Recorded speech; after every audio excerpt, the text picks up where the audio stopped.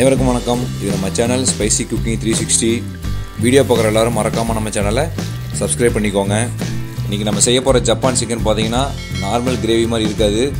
இது நம்ம பால், முந்திரி, அதுக்கப்புறம் மைதா, கார்ன்ஃப்ளவர் இதெல்லாம் சேர்த்து ஒரு புதுவிதமான டேஸ்ட்டை செய்ய போகிறோம். காரத்துக்கு பச்சை மிளகாய், ஒயிட் பெப்பர் ரெண்டு மட்டும் தான் சேர்க்க போகிறோம். ஜப்பான் சிக்கன்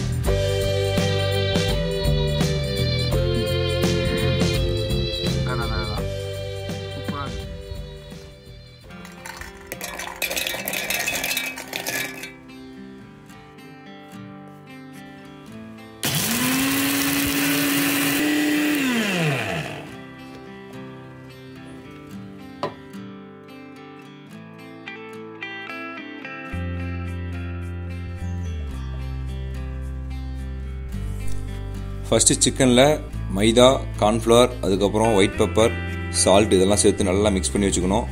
மிக்ஸ் பண்ணி கொஞ்சம் நேரம் மேரினேட் பண்ணுங்கள். மேரினேட் பண்ணதுக்கப்புறம் நம்ம எண்ணெயில் போட்டு பொரிச்சு எடுக்கணும்.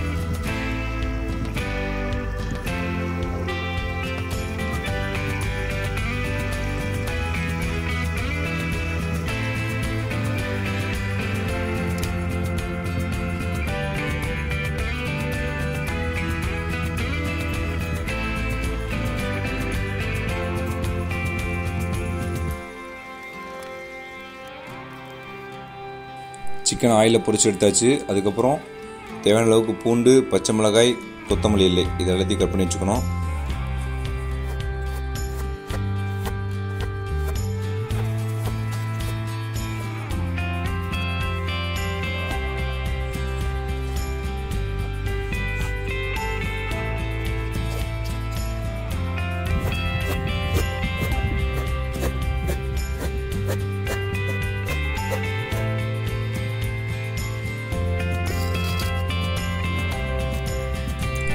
ஜப்பான் சிக்கன் பட்டரில் செஞ்சால் தான் டேஸ்ட்டாக இருக்கும். ஆயிலையும் செய்யலாம், இருந்தாலும் பட்டரில் செய்கிறப்போ அதோட டேஸ்ட் நல்லாயிருக்கும்.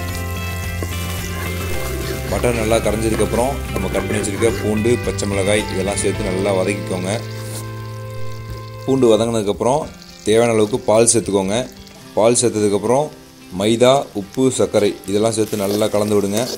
அதுக்கப்புறம் நம்ம பவுடர் ஃபார்முக்கு அரைச்சி வச்சுருக்க முந்திரியை சேர்த்துக்கோங்க. சேர்த்துட்டு நல்லா மிக்ஸ் பண்ணி விடுங்க.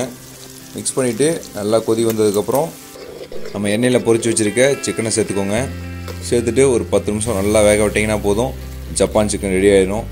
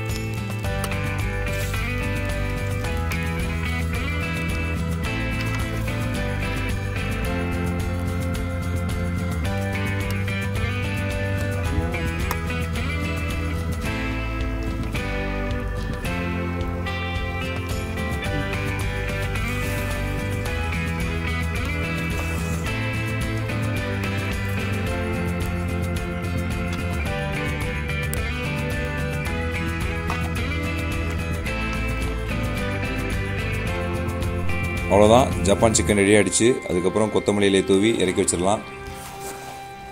பாருங்கள் ஜப்பான் சிக்கன் எவ்வளோ அருமையாக வந்திருக்குன்னு. நம்ம நார்மலாக செய்கிற கிரேவி மாதிரி இல்லாமல் ஒரு புது விதமான டேஸ்ட்டில் நல்ல ஒரு டேஸ்டியான ஒரு சிக்கன் கிரேவி தான் அது. சாப்பிட்டு பாருங்கள், உங்களுக்கு கண்டிப்பாக பிடிக்கும்.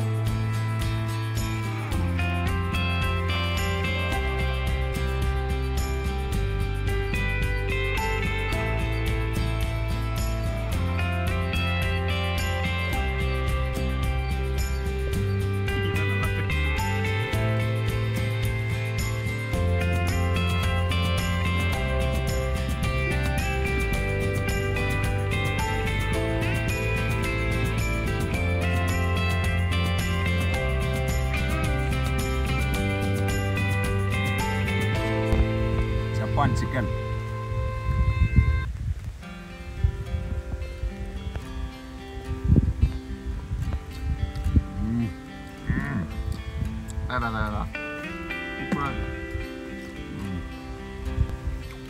உண்மையாகவே இது ஒரு டிஃப்ரெண்ட் டேஸ்ட்டாக இருக்குது. கண்டிப்பாக நீங்களும் ட்ரை பண்ணி பாருங்கள்.